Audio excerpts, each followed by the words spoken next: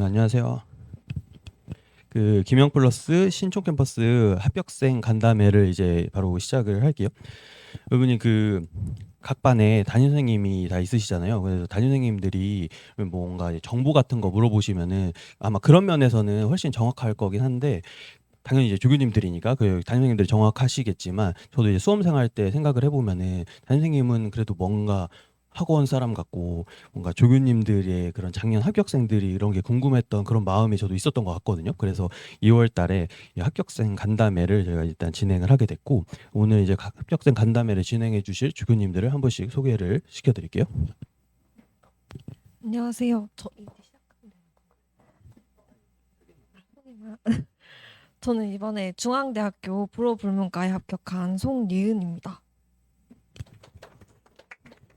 저는 학습조교 황윤정입니다. 네, 저는 학습조교로 이제 여기 근무하고 있고 한양대학교 데이터 사이언스에 합격한 김다인입니다.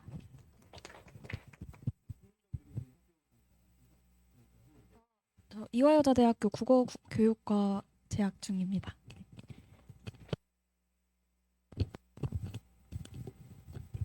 제가 이제 그 합격생분들한테 역할 배분을 조금 했는데, 그래도 이제 준비하다가 진짜 이거는 너무 꼭 해주고 싶다, 이 얘기는 자기도 포기할 수 없다, 막 그런 것들이 있어가지고, 그래서 중복되는 것도 몇 개가 있을 거예요. 근데 이제 그게 그만큼 이제 중요하다는 거니까 막 다 꼭 해주고 싶을 정도로 한 거니까, 그런 부분을 좀 더 유의 깊게 이렇게 들으시면은 좀 도움이 되실 거고.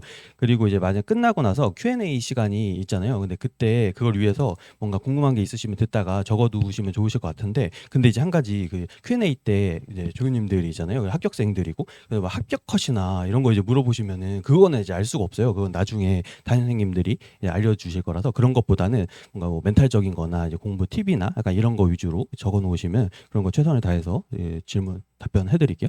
그러면은 이제 합격생 간담회를 바로 시작하겠습니다. 안녕하세요. 저 무슨 얘기를 할까 고민을 많이 했는데 이 편입을 준비하면서 꼭 했으면 하는 거 몇 개랑 하지 않았으면 하는 몇 개만 이렇게 정리를 해가지고 가지고 왔어요. 일단은 꼭 해야 하면 좋겠다 하는 거는 이제 세 가지 정도 있는데, 첫 번째는 단어 암기에 조금 많은 투자를 하셨으면 좋겠어요. 왜냐하면 편입 시험이 이 단어로 시작해서 단어로 끝이 나거든요. 상위권 대학일수록 단어의 뜻을 다양하게 알고 이 유의어랑 반의어를 깨고 있는 학생이 좀 경쟁에서 더 유리해지더라고요. 저 같은 경우는 이 여러분 외고 계시는 MVP 1, 2랑 복한 이후 기초 고급을 정말 많이 돌렸어요. 회차를 진짜 많이 돌려서 8월쯤부터는 일주일에 2대 권을 각각 한 권씩 볼 수 있도록 돌렸거든요. 근데 이게 사실 다 보는 게 일주일에 2대 권을 다 보는 게 엄청 힘든 일이잖아요. 그래서 팁을 드리자면은, 시간이 이게 단어를 우리가 외우고 시간이 지나다 보면은 진짜 자다가 깨워도 다 외워지는 단어가 있어요. 그것들을 지우고 모르고 헷갈리는 단어 위주로 이렇게 돌리면 일주일에 한 권씩 보는 게 여름쯤엔 좀 가능해지더라고요. 그리고 예문을 조금 잘 활용하셨으면 좋겠어요. 영어가 외국어라서 우리가 이제 그 한국어 뜻만 알고 외우는 거가 조금 한계가 있어요. 특히 독해나 논리 같은 경우는 문맥상 흐름에 따라서 단어 뜻이 되게 다양하게 쓰이거든요. 그래서 이때 예문을 많이 보는 게 시험 칠 때 되게 도움이 많이 돼요. 그리고 두 번째는 매일 공부 스케줄을 좀 정하셨으면 좋겠어요. 생각보다 공부 계획을 세우고 성취해 보는 게 능률에 되게 도움이 많이 돼요. 저는 편입을 준비할 때 매일 아침 공부 스케줄을 정했는데, 네. 어휘, 논리, 문법, 독해 이 네 개의 분야를 다 건든다는 틀을 잡아놓고 그날 수업 진도랑 이 부족했다고 느꼈던 과목에 맞춰서 세부적으로 조정했어요. 문법 같은 경우는 8월까지는 하루에 꾸준히 20문제 정도 풀었고요. 나머지는 개념을 공부하는 데 시간을 좀 많이 쏟았어요. 9월부터는 하루에 40문제씩 풀고, 개념은 따로 공부한다기보다는 틀린 문제에 해당하는 개념으로 돌아가서 복습하는 방식으로 했고요. 논리는 하루에 10문제에서 15문제 정도 풀었어요. 많이 풀지 않는 대신에 한 문제를 깊이 보려고 노력했는데, 내가 틀린 문제의 구조랑 시그널을 찾고 이제 답이 되는 단어의 유의어와 반의어를 찾는 이 사이클을 돌렸고요. 논리 같은 경우는 구조랑 이제 시그널을 찾는 게 중요해서 이거 잘 모르겠다 싶으면 이제 저는 인원우 교수님하고 현정 선생님한테 배웠었거든요. 주신 자료가 되게 좋아요. 이제 그거를 옆에 놓고 활용을 좀 많이 했던 것 같아요. 독해는 단어를 안 단어를 알아도 안 익힐 때가 많아서 문제를 많이 푼다고는 천천히 문제를 많이 푼다고 해결되지 않겠구나 싶었어요. 그래서 교수님과 상담을 조금 많이 했거든요. 그래서 저만의 이제 공부법을 찾다가 이제 딱 세팅했던 게 강조되는 단어 찾기 지문에서 그다음에 지문의 구조를 파악하고 지문의 주제가 뭔지 찾는 연습을 많이 했고 또 이 지문을 푸는 밸런스를 맞추려고 노력했어요. 왜냐하면 어려운 지문만 풀면 사고가 좀 이상해져요. 약간 좀 의심병이 생겨가지고 쉬운 지문인데 막 이거 아닐 거야 막 이런 게 생기고 쉬운 지문만 풀면 또 어려운 지문을 못 풀게 되더라고요. 그래서 하루에 쉬운 지문 3지문하고 어려운 지문 4지문에서 7지문 정도를 풀었어요. 근데 여기에 이 사이클 돌리는데 추가로 이 기출 문제를 하나씩 얹고 단어를 외우면 아무리 시간을 아꼈어도 저는 밤 9시 40분에 이 학습이 끝났거든요. 이 끝나고 매일 아침 세웠던 스케줄을 다 하면 저는 개인적인 보상으로 이제 집에 갈 때에 단어 공부 안 하고 그냥 이어폰 끼고 음악 들으면서 갔거든요. 근데 이게 되게 사소하잖아요. 근데 작은 보상을 본인한테 주는 게 큰 거 말고 작은 걸 주는 게 되게 능률에도 도움이 되고 재충전하는 시간이 돼서 저는 장기전에 좀 도움이 많이 됐던 것 같아요. 물론 이건 제 경험담이니까 여러분한테 맞는 스케줄을 짰으면 좋겠어요. 세 번째는 이 체력 관리하기. 정말 이 기초 체력이 좋은 사람이 아니면 7, 8월부터 되게 힘이 많이 빠지거든요. 왜냐면 너무 덥고요. 이 수분도 많이 빠지고 공부를 하는데 체력이 이렇게 막 깎이는 게 느껴져요. 근데 이때 관리를 잘 안 하면 11월에 팡 터져가지고 영어 지문을 읽는데 이게 멍 때리게 되고 단어를 내가 분명 외운다고 생각했는데 머리에 남는 게 없고 우울해지고 그런 게 많이 오더라고요. 그래서 이러지 않으려면 진짜 잠 잘 주무시고 잘 드셔야 돼요.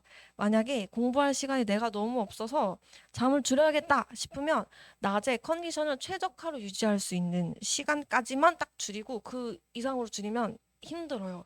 먹는 것도 시간 아낀다고 편의점 음식 드시지 마시고 차라리 단어를 외우면서 좀 건강한 음식을 찾아서 드시는 게 오래 갑니다. 그리고 운동하는 거는 할 수 있는 사람은 하는 게 좋은 것 같아요. 근데 우리가 평일에 하라 그러면 너무 힘드니까 주말에라도 좀 오래 걷는다든지 아니면 뭐 헬스장 갈 수 있는 사람 가면 좋고 또 하면 이 일주일이 좀 상쾌하게 돌아가고 또 우울한 것도 좀 떨쳐지고 하니까 되게 도움이 많이 돼요. 여기서부터는 이제 하지 말았으면 하는 4가지여서요. 첫 번째는 모의고사에 너무 연연하지 않으셨으면 좋겠어요. 5월까지는 점수가 낮아도 열정이 엄청 막 타올라요. 진짜 내가 시간을 쪼개서 나는 공부만 할 거야 이런 결심도 많이 하고 진짜로 하시는 분들도 많은데 이게 9월이 지났는데도 모의고사 점수가 낮거나 아니면 잘하고 있었는데 30점 정도 떨어지거나 하는 분들이 많아요. 저도 이제 그랬고 저도 10월부터는 갑자기 점수가 떨어져가지고 11월 말까지 안 올랐어요. 근데 진짜 막 이러면 막 죽고 싶고 막 한강 찾아야 되나 막 이런 생각도 들고 하는데 진짜 상담도 많이 받고 시험도 치고 해봤더니 이 모의고사가 막 그렇게 중요한 게 아니더라고요. 그러니까 올해 우리는 이제 12월부터 1월에 시험을 치니까 그때까지 이 포기하지 마시고 야무지게 마무리를 잘 하시면 성공을 한다는 걸 얘기 드리고 싶었고요. 두 번째는 이제 남의 말에 너무 의존하지 않으셨으면 좋겠어요. 그리고 편입 유튜브랑 이렇게 편입 커뮤니티 찾아보시는 분이 되게 많거든요. 그거 안 하셨으면 좋겠어요. 왜냐면 유튜브는 이제 조회수 올려야 되니까 너무 자극적이고요. 커뮤니티는 이 부정적인 글이나 아니면 좀 거짓말 이렇게 하는 게 많아서 정신건강에 별로 안 좋거든요. 그래서 안 보시는 게 좋겠고 차라리 그 시간에 단어를 더 외우시는 게 훨씬 낫고요. 그다음에 본인이 생각하기에 귀가 내가 좀 얇다 아니면 상처를 좀 잘 받는다 그러면 주변 정리를 하는 것도 좀 필요해요. 그러니까 내가 편입하는 것에 관해서 막 응원해 주는 사람 아니고 막 부정적인 얘기를 뭐 네가 그래서 되겠냐 네 나이가 몇인데 뭐 지금 해라 막 이런 애들은 좀 정리를 하시는 게 좋고요. 그리고 좀 외향적이신 분들 있잖아요. 친구 사귀는 거 좋아하시고 그분들은 이제 학원에서 이 친구를 사귀는 게 참 좀 자제를 하시는 게 좋아요. 왜냐하면 이 제 마음이랑 이 성적이 안정이 되기까지는 이 주변인들의 이렇게 상처도 많이 받고 또 영향도 많이 받거든요. 그래서 이 확립되기 전까지는 본인을 조금 외롭더라도 고립시켜서 공부하기 적합한 환경에 넣는 것도 좋은 전략이에요. 많이 너무 힘들면 학원 선생님들 상담 진짜 잘해주시거든요. 가서 이제 요청하는 것도 너무 좋은 방법이에요. 아, 그리고 이건 여담인데 교수님들께 이제 공부법 솔직히 궁금하신 분도 많잖아요. 저도 되게 많이 물으러 갔는데 그때 상담 받을 때 쓸 수 있는 팁이 이 받으러 가기 전에 나한테 지금 부족한 게 뭔지 고민해보고 공부하면서 과목별로 부족한 부분이 분명히 있거든요. 그러니까 다 부족해요 이런 거 말고 세세한 부분을 찾아가지고 내가 부족한지 한 게 뭔지 정리하고 리스트를 정리해 가면 교수님들이 되게 구체적인 방법을 알려주세요. 그래서 그것도 이제 꿀팁이니까 알려드리고 싶었어요. 그리고 세 번째는 공부 흐름이 안 끊겼으면 좋겠어요. 언어는 진짜 안 쓰면 많이 까먹거든요. 편입 공부도 안 보는 만큼 잊어버려요. 예를 들면 내가 너무 바빠서 문법은 격일로 공부를 하자 싶으면 문법의 감이 그만큼 떨어져요. 그 다른 과목도 마찬가지라서 이 오늘 하루가 정말 바쁘다고 해도 논리와 문법은 5문제라도 좋으니 풀고 자, 풀고 자고 이번 주에 배운 문법을 훑어보기라도 하고 독해는 한 지문이라도 풀어보고 단어는 데일리 테스트 하는 것을 외우기라도 해야 영어의 감이 사라지지 않습니다. 성적 올리려면 감 유지하는 게 아니라 여기서 더 하셔야 되지만요. 그리고 네 번째는 걱정을 너무 많이 하지 않으셨으면 좋겠어요. 이 솔직히 좀 많이 힘들고 걱정되잖아요. 내가 이렇게 열심히 결단을 했는데 잘 될까 싶고. 근데 이런 심적인 고비가 후반으로 갈수록 정말 자주 와요. 내가 이만큼 투자했는데 성적이 그대로면 아, 열심히 노력했는데 시험 쳐서 떨어지면 어떡하지? 라는 생각도 많이 하고 막 정말 극단적으로 치달으면 막 광탈이 나한테 일어나서 막 다 떨어지면 어떡하지? 내 인생 어떡하지? 라는 걱정을 진짜 많이 해요. 저도 근데 가을까지 이런 고민을 진짜 많이 했어요. 근데 시험이 다 끝나고 깨달은 게 이러한 걱정이나 뭐 염려나 이런 것들이 저의 정신 건강만 해치고 별로 도움이 되지 않더라고요. 가장 중요한 거는 이제 합격할 거라고 믿고 그냥 이렇게 꾸준히 무던하게 가셨으면 좋겠어요. 이왕 큰 결심을 하시고 오셨으니까 포기하지 않고 마지막까지 파이팅 하셨으면 좋겠습니다. 이상입니다. 감사합니다.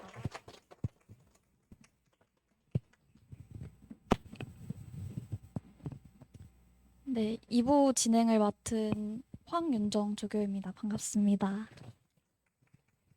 우선 제 소개를 먼저 간단히 드리자면 저는 2022년 7월부터 김영 편입에서 공부해서 이화여자대학교, 중앙대학교, 시립대학교 등에 합격을 하고 지금은 이화여자대학교에서 막학기에 재학 중에 있습니다. 합격한 이후로 사실 시간이 조금 지나긴 했지만요. 2년 동안 다른 캠퍼스에서도 조교로 이제 활동을 하면서 되게 많은 학생분들을 만나왔어요. 그래서 오늘은 그 조교로서 많은 학생들을 만나면서 쌓은 경험과 제가 직접 공부하면서 쌓아왔던 그런 경험들을 바탕으로 여러분들에게 영어 공부와 관련된 소소한 팁들을 좀 나누고자 이 자리에 서게 되었습니다. 오늘 제 이야기는 첫 번째는 단어 공부와 관련된 팁, 그리고 두 번째는 독해 공부와 관련된 팁, 그리고 마지막으로는 먼저 수험 생활을 겪어본 사람으로서 여러분들에게 조금 드리고 싶은 말씀을 이렇게 세 가지 순서로 드리면서 진행을 해보려고 합니다. 사실 앞에서 조교님께서 말씀하셨던 내용이랑 겹치는 내용도 있을 거고 제 이야기가 정답은 아닐 수도 있겠지만 언젠가는 다른 사람의 경험이 조금은 도움이 되는 순간들도 있을 테니까요. 끝까지 경청해 주시면 감사드리겠습니다. 그럼 먼저 단어 암기랑 관련된 이야기를 해보려고 하는데요. 첫 번째로 단어 암기를 하실 때는요. 그 단어의 품사랑 예문을 조금 명확하게 확인을 하셨으면 좋겠습니다. 품사 같은 경우에는 학생분들의 질문을 받다 보면 생각보다 훨씬 더 많은 분들이 단어의 품사를 암기하기보다는 단어의 뜻이 가진 뉘앙스만 암기하시는 분들이 굉장히 많습니다. 네, 그렇게 단어를 암기하다 보면 사실 시간이 지나면서 문장의 구조가 복잡해지면 이제 해석도 하기 어려워지게 되고요. 또 문법 공부할 때 굉장히 큰 걸림돌이 되게 됩니다. 그래서 품사를 이런 불상사가 발생하지 않기 위해서는 확실하게 암기를 해주시면 좋을 것 같고요. 예문을 확인하라고 말씀드린 이유는 단어의 뜻은 사실 단어장에 쓰여있는 한글 뜻은 되게 평면적인 경우가 많습니다. 근데 또 우리 편입 시험은 단어의 심층적인 의미에 따라서 답이 갈릴 수도 있는 시험이죠. 그래서 똑같은 의미를 갖고 있는 시험이라고 하더라도 이게 어떤 맥락에서 쓰일 수 있는지, 목적어가 무엇인지 혹은 주어가 무엇인지에 따라서 답이 또 달라질 수가 있게 되거든요. 그래서 단어 한 번 공부하실 때 예문을 확인함으로써 이게 어떤 맥락에서 쓰이는 단어고 또 어떤 뉘앙스를 가진 단어인지 좀 확실하게 공부하시는 것을 추천드리겠습니다. 그리고 이제 단어 암기와 관련된 두 번째 팁은요. 시간을 쪼개서 공부해라입니다. 공부를 하실 때, 단어 공부를 하실 때 하루에 예를 들어 3시간 정도를 단어 공부를 한다라고 했을 때 3시간을 논스톱으로 단어장만 보시는 분들이 계세요. 이건 사실 제 경험담인데요. 이렇게 공부하시는 분들은 아마 제가 지금 하는 얘기에 되게 공감을 하실 텐데 단어장 펼쳐놓고 앉아있다 보면 한 20분만 지나도 다른 생각을 한다거나 졸음이 밀려온다거나 아니면 심지어는 손은 단어장을 넘기고 있는데 머릿속으로는 멍을 때리면서 아무 생각도 하지 않는 그런 상황이 아마 한 번쯤은 있지 않을까 생각이 됩니다. 그래서 이렇게 공부를 하다가 이제 이거 너무 비효율적이다 해서 제가 선택했던 방법은 한 짧게는 15분에서 30분 정도를 시간 단위를 쪼개서 다른 공부하는 시간, 그 학습 플랜 사이사이에 끼워 넣는 그 어휘 공부 방법을 선택을 했습니다. 그래서 이렇게 공부를 하시다 보면 조금 더 명확한 정신으로 단어를 보다 보니 조금 더 오랫동안 기억에 남았던 것 같고요. 그리고 또 시간도 비교적 효율적으로 쓸 수 있었던 것 같습니다. 이제 마지막 단어 공부와 관련된 팁 마지막은요. 이동 시간을 활용해라입니다. 여러분들은 등하원길 대중교통에서 보통 뭘 하시나요? 제가 추측해 보자면 보통은 밀려있는 웹툰을 보거나 아니면 유튜브 영상을 보실 것 같아요. 저도 그랬으니까요. 저도 알지만 사실 팍팍한 이 수험 생활에 그런 웹툰 한 편 그리고 유튜브 영상 하나가 얼마나 단비 같은 존재인지 잘 알지만요. 여러분들이 합격을 하시고 싶다면 이런 시간마저도 조금은 효율적으로 사용하셨으면 좋겠습니다. 단어는 정말 자주 계속 봐줘야 장기 기억으로 넘어가기 때문에 이런 이동 시간에 단어 암기를 하는 것만으로도 저는 여러분들이 남들보다 한 발자국 앞에 서 있게 될 수 있다고 생각을 하기 때문에 이 시간을 조금 효율적으로 사용을 해주셨으면 좋겠습니다. 그래서 단어 이야기는 이 정도쯤 하고 이제 독해 이야기를 해보려고 하는데요. 제가 생각하는 독해 공부의 가장 큰 틀은 양보다는 질입니다. 물론 많은 양의 문제를 푸는 것도 중요하지만요. 많은 문제를 풀었을 때보다는 그 푼 문제를 가지고 맞았다면 이게 왜 맞았는지 틀렸으면 왜 틀렸는지 그리고 앞으로 이 틀리는 부분을 어떻게 보완해 나갈 건지에 대해서 고민하는 시간을 충분히 갖는 것이 훨씬 더 독해력 상승에는 도움이 된다고 생각을 합니다.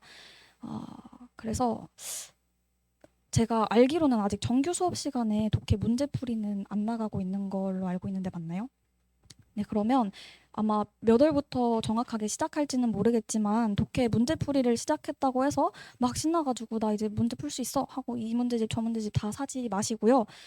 교수님이 나눠주시는 자료 그리고 정규 수업 때 나눠주는 교재 그리고 우리 매주 보는 위클리 테스트 매달 보는 먼슬리 테스트 이 4가지에서 나오는 독해 지문들을 먼저 충분히 소화하시기를 추천을 드리겠습니다. 제가 말하는 이 소화하는 과정은 저는 보통 4가지 단계를 따랐었는데요. 첫 번째 단계는 일단 시간을 재고 문제를 푸는 것입니다. 시간은 보통 한 문제당 2분 정도를 잡고 풀었던 것 같고요. 한 타임을 문제를 풀 때 한 4개의 지문 혹은 5개의 지문 정도를 다뤘던 것 같아요.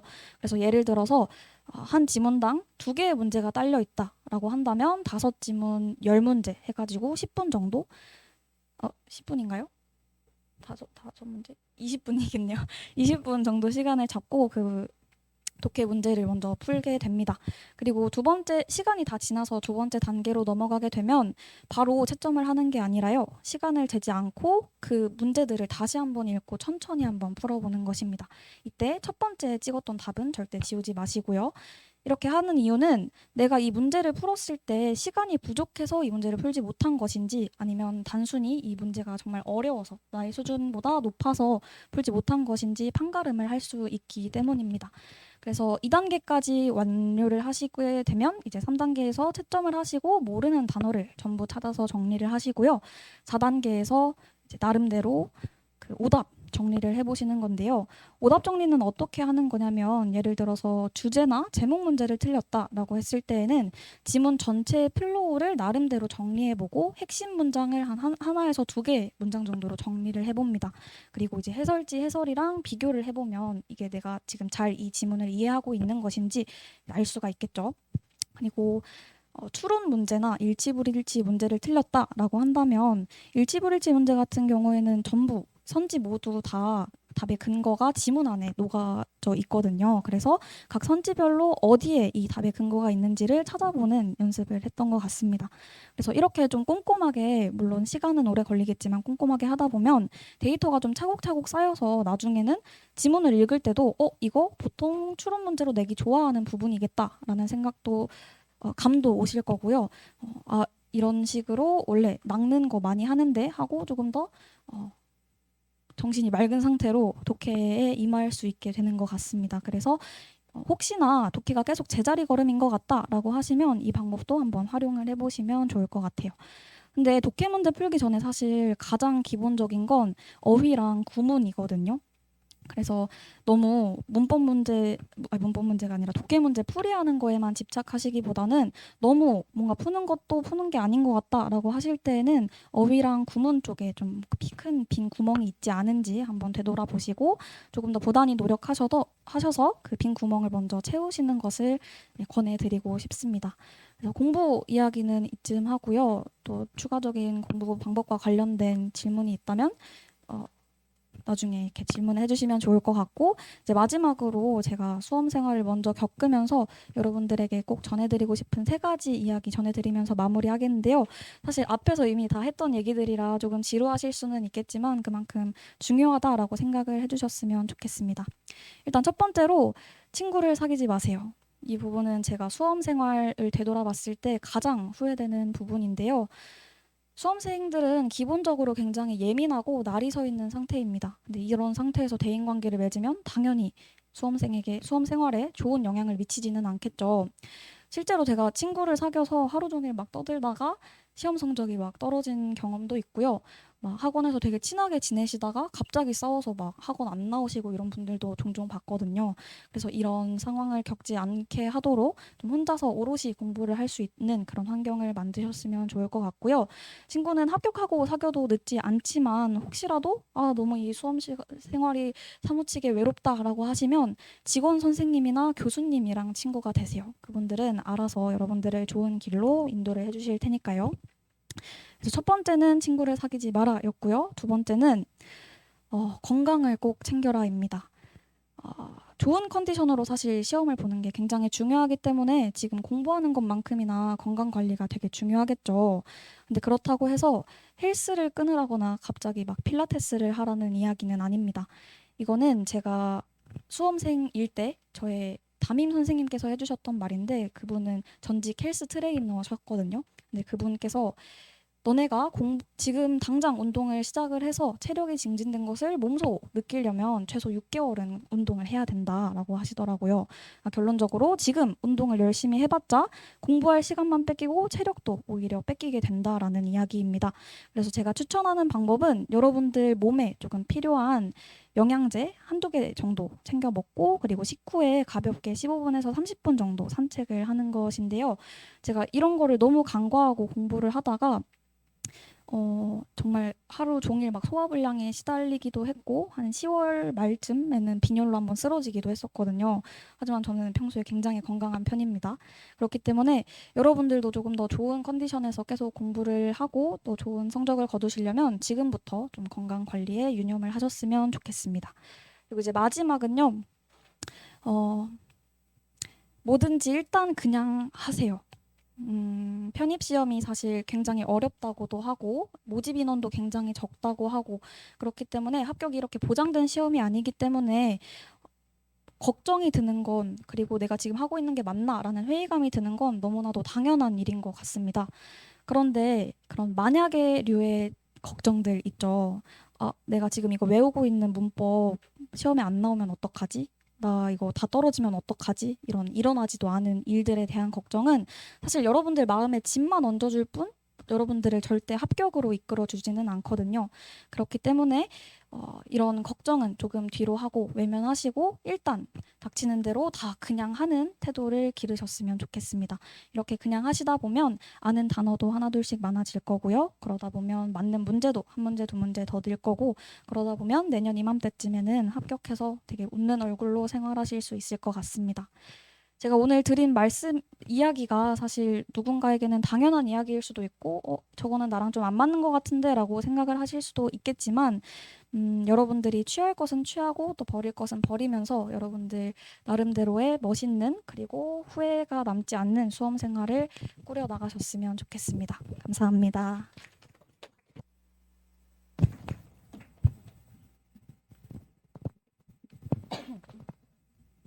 네, 안녕하세요. 저는 앞서서 교수님들이 영어 관련된 얘기를 많이 다 해주셔서 저는 자연계 수험생분들에게 도움이 될 만한 얘기를 중점적으로 해보고자 합니다.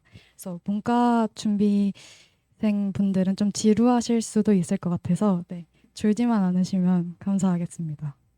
그래서 오늘은 제가 어떻게 공부했는지 좀 실전적인 팁들, 공부 방법 위주로 좀 얘기해 볼까 해요. 그래서 총 4가지 정도 말을 해볼 건데, 처음에는 영어랑 수학 비중에 대해서 말을 해볼 거고, 그리고 두 번째로는 제가 공부한 수학 공부 방법, 그리고 세 번째는 모르는 것들을 채우는 방법, 그리고 네 번째는 불안감을 좀 줄이는 방법에 대해서 말씀을 드려보겠습니다. 처음에 이제 영어와 수학 비중을 말씀드릴 건데, 여러분들이 편입을 준비하시면서 영어랑 수학 둘 다 공부하시면 이 비중을 어떻게 해야 될지 많은 고민이 있으실 거라고 생각해요. 저도 그렇게 고민을 많이 했었는데, 사실 상위권 학교는 수학에 가산점을 많이 주는 학교도 있고, 그리고 중앙대, 그리고 시립대, 경희대는 수학이 100%이기도 하니까, 사실 저는 전체적인 저의 수험 생활을 되돌아보면 수학에 더 많은 시간을 투자했다고 생각이 드는데, 그래서 제가 시기별로 학습 비중을 좀 설명을 드려보겠습니다. 제 경험에 의한. 3월부터 한 5월까지는 영어 한 4, 영어 6, 수학 4 정도로 공부를 했고, 이 시기 때는 단어랑 문법에 제일 많은 시간을 투자해서 암기하는 데 집중을 하였던 것 같습니다. 그리고 한 6월부터 9월 방학 시기 때는 수학을 6으로 늘리고 영어를 4로 조정을 하면서, 이때는 좀 이제 9월이 지나고 10월이 되면 기출 풀이를 하고 영어나 수학 마찬가지로 문제 풀이하는 시간이 점차 많아질 거기 때문에 이것을 고려해서 이제 개념을 암기하는 시간은 이 시기가 마지막이다 생각하고 개념 암기, 문법이나 수학 공식 암기에 더 많이 초점을 두었던 것 같습니다.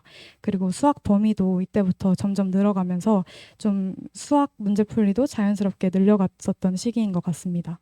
그리고 10월 이후에는 수학이 사실 8 그리고 영어 2로 대부분의 수학 문제풀이에 좀 집중을 했었던 것 같습니다.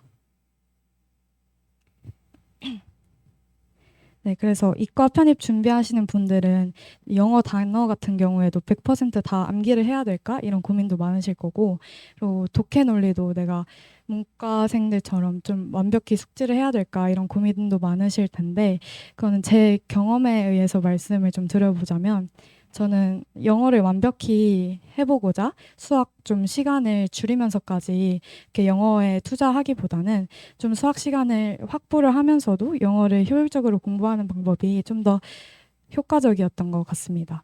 그래서 자세히 말씀을 한번 들어보자면 단어 암기 같은 경우는 MVP 1, 2가 있는데 이거를 100% 완벽히 다 암기했다기보다는 70%만 숙지하셔도 충분하다고 생각하거든요. 그래서 그렇게 했고 저는 MVP 1에 좀 더 집중하는 전략을 세웠었습니다.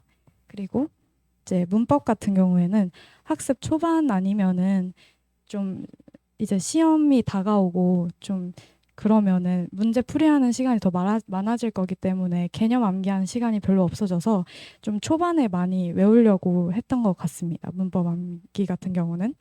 그리고 독해 논리 같은 경우에는 별도로 많은 비중을 두어서 이제 학습 시간에 투자를 했다기보다는 좀 이제 독해 교수님이 주시는 구문 자료 같은 거를 좀 보고 몇 번 문장을 좀 자연스럽게 읽으려는 걸로 구문 공부를 좀 많이 했던 것 같습니다.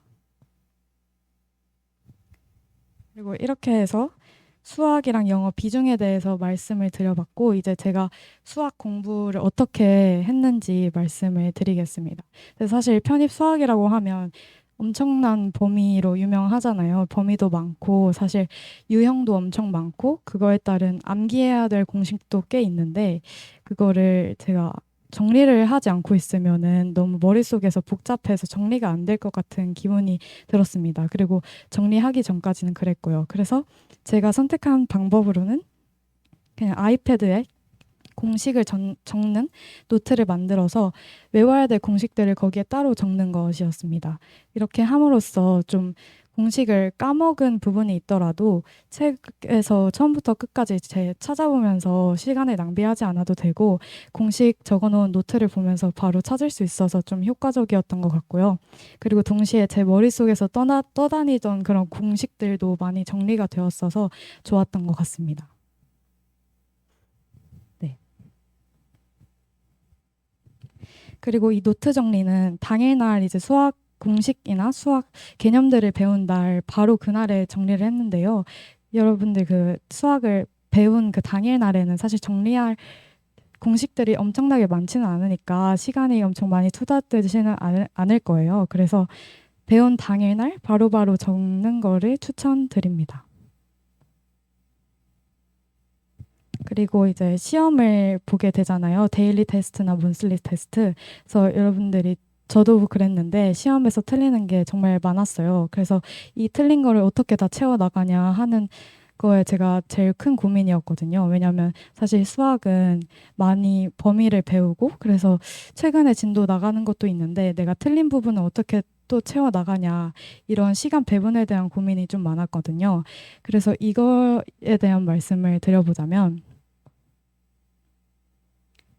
지금 이거에 대한 말씀을 들어보자면 먼저 이제 시험에서 틀린 부분을 구체적으로 파악하는 것이었고 그리고 이걸 한 번에 다 해결한다기보다는 일주일에 구체적으로 제가 모르는 부분들을 나눠서 공부를 하는 것이었습니다. 그러니까 한 번에 다 해결하려고 하면 사실 저는 효과적이지도 않고 좀 불안한 마음만 계속 들었어서 만약에 구체적으로 내가 모르는 것을 파악한다고 하면 시험에서 틀린 부분이 뭐 미적분의 사인 함수다 하면은 이것만 내가 모르는구나 이렇게 파악하지 않고 좀 사인 함수에서 뭐 아크 사인 함수에서 합성 함수로 들어간 부분을 내가 헷갈려 하는구나 이렇게 보다 구체적인 방법으로 제가 모르는 것을 파악하고 그것을 일주일 동안 나눠서 한번 공부를 해보는 전략을 세웠습니다. 네, 이렇게 해서 한 시험을 볼 때 제가 모르는 토픽, 그러니까 제가 모르는 유형이 한 10개 정도 나오게 되는데 이 유형을 한 번에 다 해결을 하려고 하지 않았고 일주일 동안 그럼 한 하루에 두 개 유형씩 풀어보는 방식으로 공부를 했었던 것 같습니다. 그래서 중요한 건 많은 양을 하루에 다 해결하려고 하지 말고 내가 모르는 부분을 해결하는 시간은 지금은 사실 3월이니까 아직 많이 남았으니까 좀 조금씩 매일 하는 것이 중요하다는 말씀을 드리고 싶었습니다.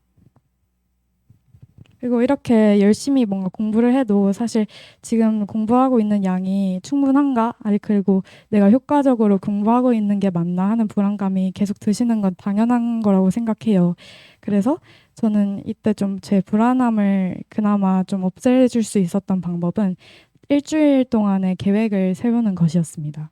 그래서 저는 사실 하루 동안의 계획만 세웠거든요. 당일날 내가 뭐 아침에 와서 내가 이거 해야겠다 이렇게만 세웠었는데 이 방법도 사실 효과적이지는 않았고 그래서 제가 선택한 방법은 일주일 동안의 내 공부 범위의 양을 먼저 계획하는 것이었어요. 그래서 일주일 동안 공부 계획 양을 세우고 이거를 뭐 실천해 나감에 있어서 내가 이렇게 공부하고 있는 게 충분한지 이런 거에 대한 막연한 불안감도 좀 많이 사라질 수 있게 되었습니다. 그래서 제가 12시부터 1시까지 뭘 하겠다 이렇게 시간별로 다 계획을 했던 건 아니고 그리고 일단 내가 일주일간 뭘 해야 되는지 공부 범위에 대해서 좀 세워봤습니다. 예를 들어서 뭐 수학은 오늘 미적분 복습을 하겠다. 그리고 일주일간에 뭐 교재 2회독, 부교재 4회독, 그리고 틀린 토픽은 하루에 한두 개씩 풀겠다. 그리고 뭐 문법은 오늘 일주일간 품사 그리고 삼형식 파트를 암기하겠다. 그리고 독해는 뭐 독해 선생님이 풀어오라고 한 그런 양을 풀겠다 일주일 동안. 그리고 구문 공부를 하루에 30분씩 하겠다. 이런 식으로 일주일 동안 이 계획 내 공부 양의 계획을 좀 세워두고 월요일부터 금요일까지 이 공부 양을 배분하는 식으로 계획을 했던 것 같아요.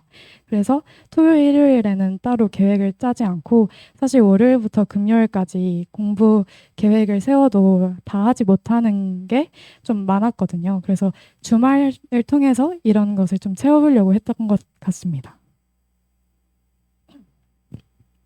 네, 이렇게 제 경험을 바탕으로 좀 실전적인 공부 방법에 대해서 알려드렸는데, 네, 만약 이 방법이 여러분께 맞지 않으신다면 다른 방법을 시도해보는 것도 좋은 방법이라고 생각합니다.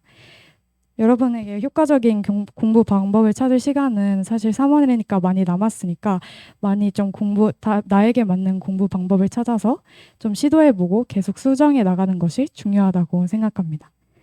감사합니다.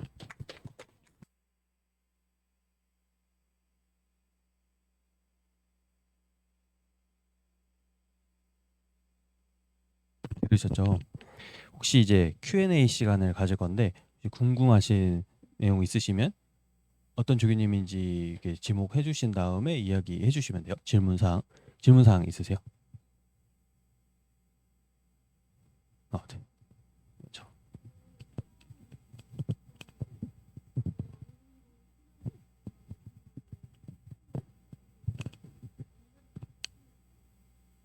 이건 다 답변을. 저는 그래도 그거는 약간 데일리 테스트나 먼슬리 테스트에서 나오는 순위표 같은 걸 보고 좀 많이 그런 확신을 가졌던 것 같고요. 사실 시험 보기 전까지 엄청난 확신을 갖고 들어가기는 어려운 것 같습니다. 네. 저도 딱 어느 순간부터 내가 이제 시험을 봐도 되겠다라고 생각을 하지는 않았던 것 같고 오히려 시험을 보러 다니면서 조금씩 더 현장에 적응하고 실력도 조금씩 더 느는 것 같다 이런 생각을 했던 것 같아서 막 어느 기점까지 이만큼 실력이 끌어오르지 않았다고 해서 너무 걱정하실 필요는 없을 것 같습니다. 그래서 저도 두 분하고 같은 의견이어가지고 점수가 잘 나오다가 떨어질 수도 있고 떨어지다가 한 번에 오를 수도 있는 거라서 근데 꾸준히 하시다 보면 좋은 결과 얻으실 거라 너무 연연하지 않으셔도 괜찮을 것 같습니다. 질문 아까 하신다고.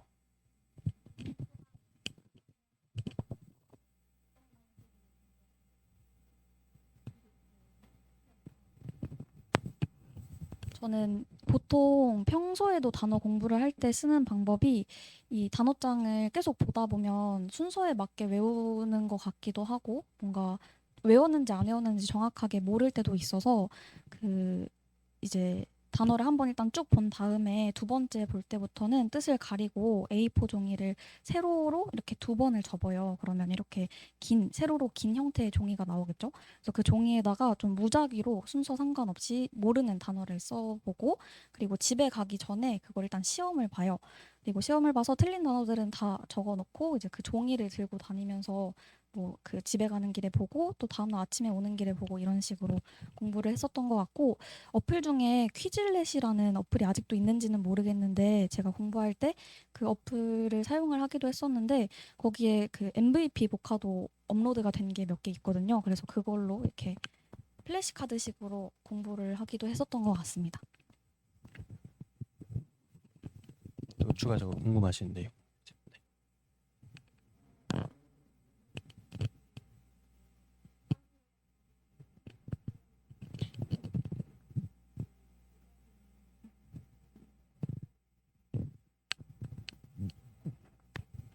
저부터 먼저 말씀을 드리자면 저는 데일리 테스트 에서 다루는 단어랑 그날 뭐 독해를 하면서 혹은 문법을 하면서 정리했던 모르는 단어들을 다 외우는 걸 하루 목표치로 잡았던 것 같고 막 그 이외의 단어들을 더 소화하기에는 사실상 저는 시간상 무리라고 생각해서 딱 그 정도만 잡고 공부를 했던 것 같습니다. 저는 양을 딱 정해놨어가지고 데일리 테스트 하는 것도 포함해서 한 10유닛씩 봤어요. 한 권당.